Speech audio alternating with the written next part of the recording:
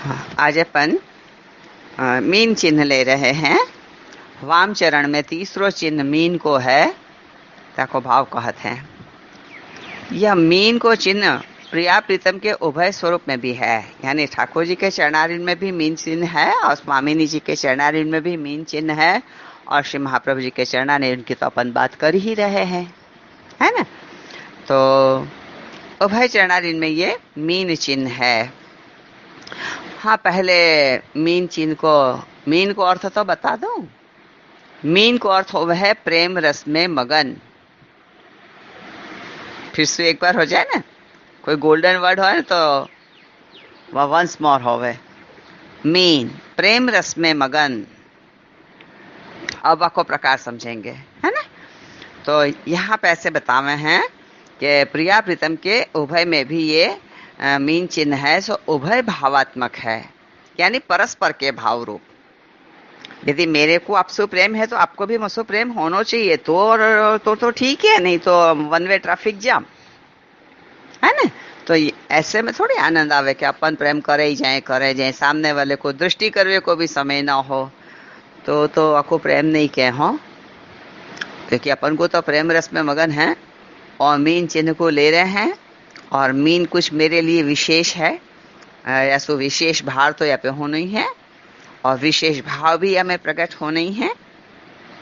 तो ऐसा है कि उभय भावात्मक हैं। अब उभय भावात्मक में होवे का है कि मीन जैसे अत्यंत चंचल है। वो अपन देखो, मीन जिनके घर में होवे, कहीं फिश पॉट होवे कोई इनके घर में, तो तुम देखोगे ना तो मछली को तो घड़ी घड़ी में ऊपर आवे, नीचे जावे, आड़ी जावे, टेढ़ी जावे, एक ठिकाने स्थिर तो रही नहीं। तो मीन चिन्ह क्या कर है, चंचल है।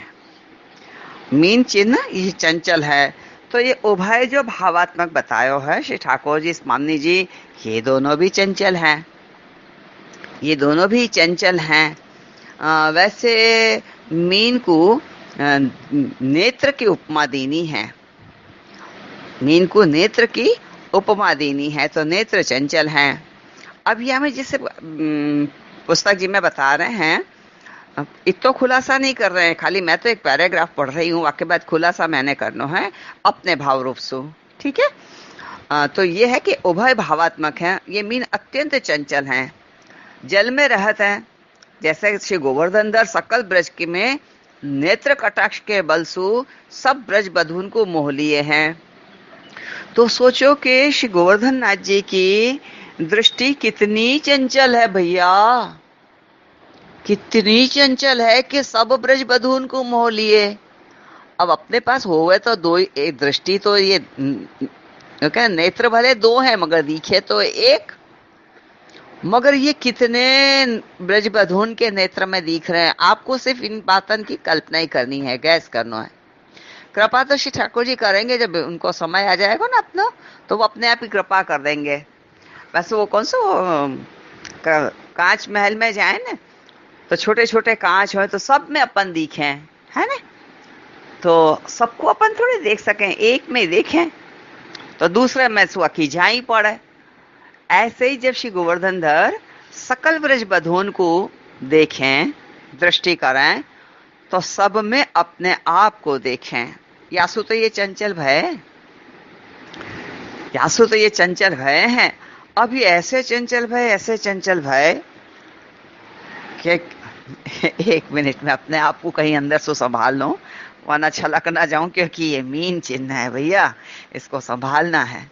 ये बहुत ज्यादा चंचल है, और चंचलता जब तक नेत्र से टपके तब तक तो बराबर है, शब्दन में नहीं टपकनी चाहिए। या सो मैं अपने आप को थोड़ा संभाल लो, श्री महाप्रभु जी के चरणारिंद में दृष्टि कर लो, श्री गोवर्धनधर प्रभु के चरणारिंद में दृष्टि कर लो। अब ये संभालेंगे, अब ये संभालेंगे। जब ब्रजबधून को मोह लिए हैं, सो गोवर्धनधर के नेत्र रूपी मीन को जीत के श्री महाप्रभु जी ने यह मीन को अपने चरणन में रखे भय हैं।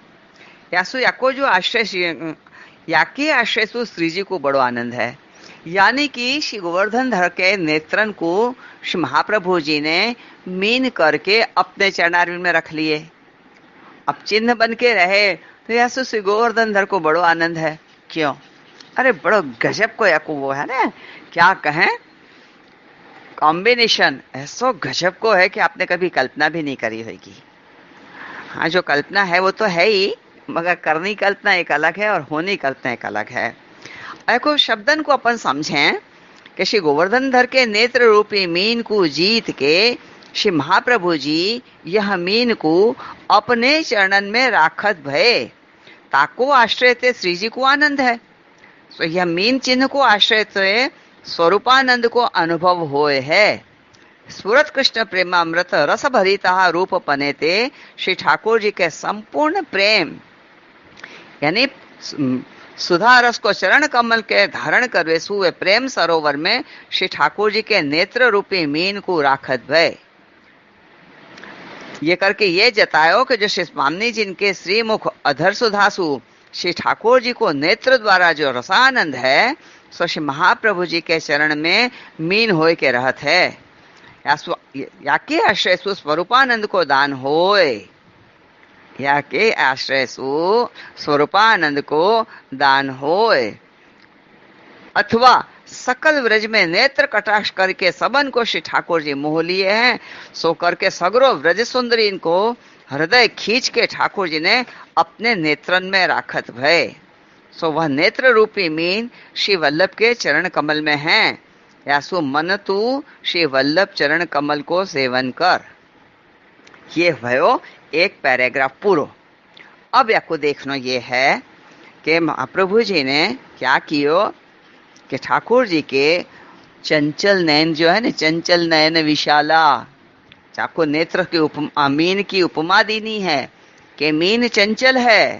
तो इनको क्या करो, श्री वल्लभ प्रभु ने अपने चरण कमल में मीन चिन्ह धारण किए। और ऐसो कहा तो श्री गोवर्धन धर को बड़ो आनंद आयो, खूब आनंद। मैंने कह रही यहाँ में लिखियो भयो है, मेरा अपनी गांठ को एक भी शब्द नहीं है। हमें मतलब यह है कि वासु कहा है तो कि श्री जी को बड़ो आनंद आ रहे हो। क्यों? कि आपने नेत्र मीन चिन्ह को चरणारिंद में रहे, या कि आश्रय स्वरूपानंद को दान होए। और या में ये भी है कि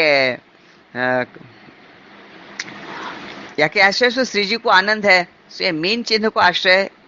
अब ये देखें कि कहाँ रखे हैं, चरण कमल में मीन चिन्ह करी के श्री वल्लभ प्रभु राखे हैं। फिर से एक बार मीन चिन्ह को अथवा तो चरण कमल में मीन चिन्ह को राखे हैं। अब ये मीन कहाँ है? श्री गोवर्धन धर के नेत्र रूपी हैं।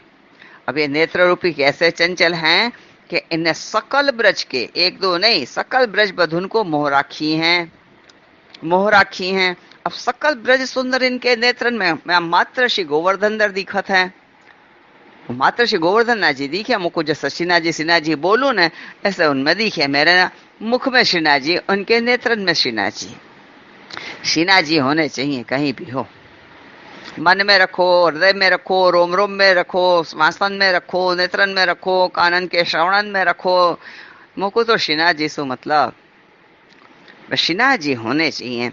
मगर यहाँ पे इनको सबन को मोह लिए तो श्री महाप्रभु जी ने कहा कि मीन चिन्ह को अपने चरणारिंद में रखियो, तासु श्री जी को बड़ो आनंद है। क्यों?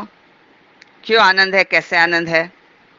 क्योंकि मीन को स्वभाव है डूबे रहनो, मीन को स्वभाव है डूबे रहनो। और डूबनो तो जल में होवे, डूबनो तो जल में ही होवे ना। हाँ, ध्यान से सुनियो, ध्यान से हर बात में सीधो मुंडी हिला के हाँ हाँ मत करो, खाली सुनो, खाली सुनो। सुनने के बाद सोचो, वाके बाद अपनी पोजीशन देखो, वाके बाद मुंडी हाँ ना में हिला नहीं तो चुप रहनो, नहीं तो चुप रहनो। मीन को स्वभाव है डूबे रहनो। सो डूबनो तो जल में होवे, डूबनो तो जल में होवे, और जल में कमल ऊपर रहे और मीन नीचे। फिर से एक बार, मीन को स्वभाव है डूबे रहनो, सो डूबनो तो जल में होवे, और जल में कमल ऊपर रहे और मीन नीचे। चरण कमल में मीन को चिन्ह, मीन को चिन्ह है ना। सो भक्त चरण कमल में मीन बन डूबे रहते हैं। फिर से एक बार, सो भक्त चरण कमल में मीन बन डूबे रहें तो, चरण कमल में डूबे रहें तो जल और कमल। मीन को स्वभाव क्या है? जल में डूबे रहना। और हमें क्या है? तो कमल ऊपर है और मीन नीचे। भक्त चरण कमल में मीन बन डूबे रहते हैं, जल और कमल। अब जल और कमल का मतलब है चरण कमल, चरण कमल। तो जल और कमल सु कभी न्यारे नहीं होवें। मीन क्या है? जल और कमल सु कभी न्यारे नहीं होवें, यानी कि चरण कमल सु कभी न्यारे नहीं होवें। अब चरण के साथ कमल कही तो जल कहाँ आयो? यहाँ जल तो शब्द ही नहीं आयो। अब मैं कहूं ना, चरण सरोवर, हम कहाँ के मीन हैं? श्री महाप्रभु जी के चरण सरोवर के मीन हैं।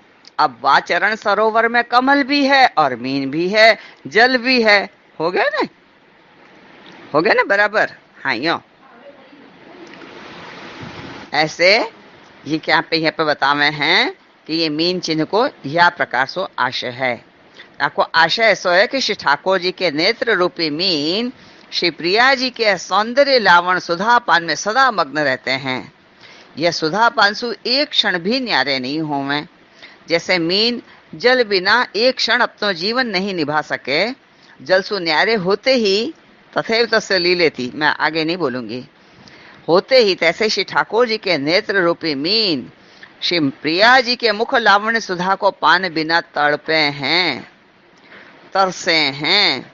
ऐसे प्रिया जी के नेत्र रूपी मीन श्री ठाकुर जी के श्रीमुख लावण्य के सुधा के पान बिना तरसे हैं। मगर ये क्या करें प्यारी जी कि श्री नेत्र रूपी मीन श्री ठाकुर जी के श्रीमुख लावण्य सुधा को पान में सदैव निमग्न रहते हैं, सदैव निमग्न रहते हैं। ऐसो परमानंद दास जी ने एक पद में कहो है कि कमल मुख देखत तृप्ति न होए, कमल मुख देखत तृप्ति न होए, यह सुख दुहागिनी कहा जाने, रही निशा भर सोए। जो चकोर चाहत उड़ु राजे, चंद बहत रही जोय, नेक चकोर देत नहीं, राधा लेत ही पिय ही निचोय। खमा खमा वारी जाऊं, बलिहारी जाऊं, शो करी जाऊं। नेक चकोर देत नहीं, नेक चकोर देत नहीं, राधा लेत ही पिय को निचोय। खमा, या पदानुसार प्रिया जी के नेत्र रूपी मीन श्री ठाकुर जी के श्रीमुख लावण्य को पान अविरत करत हैं, तो भी लावण्य सुधा सु तृप्ति नहीं होवे। कारण क्या है कि दिव्य सुधामृत ऐसे अतृप्त स्वभाव वाले ही, ऐसे अतृप्त स्वभाव वाले ही करें। तैसे श्री ठाकुर जी प्रिया जी के श्रीमुख लावण्य को सुधा पान करे हैं। सो परमानंद दास जी ने पद में गायो है कि आनंद सिंधु बड़ियो हरि तन में। जैसे ये प्रिया प्रीतम परस्पर के श्रीमुख सुधा लावण्य को पान करें तो होवे का है कि आनंद सिंधु बढ़ियो हरि तन में। हम तो खाली सुन के रह जाएं, सब अनुभव करें तब जाने, है ना? अनुभव करें तब जाने, बाकी तो अपने को नहीं खबर भैया। ठाकुर जी कृपा करें, श्री महाप्रभु जी कृपा करें तो हम आपको समझ सकें।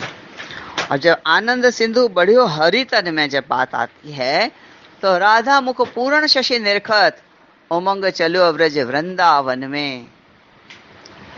अतः इनको निरख के ऐसो बढ़ियो, ऐसो बढ़ियो। वो कहना का एक प्रेदमा इत रोक्यो यमुना,